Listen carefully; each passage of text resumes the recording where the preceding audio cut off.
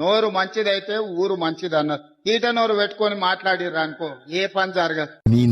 ఈ సన్నాసి రండా అలాగే ఎర్ర గాల్చి పిర్రల మీద వాతలు పెడతాం. మీరు ఒక్కసారి చెప్పండి. నీ ముడ్డి మీద డ్రాయర్ కూడా ఉండదు. పీకడం మొదలు పెడితే బిడ్డ నడి బజార్లో ఉరి తీయాలనా, 100 మీటర్ల గోతి తీసి పాతి పెట్టాలనా, ఒక్కనొక్కని పండబెట్టి తొక్కి పేగులు తీసి మెడలేసుకొని ఊరేగుతాం బిడ్డ.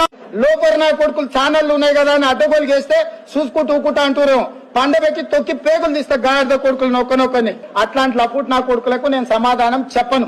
దాని అమ్మ మొగుని ఇంట్లోనే అన్ని తెచ్చి చూపించుకోమని చెప్పు. టీవీలో వేసుకో, నాకేం అభ్యంతరం లేదు.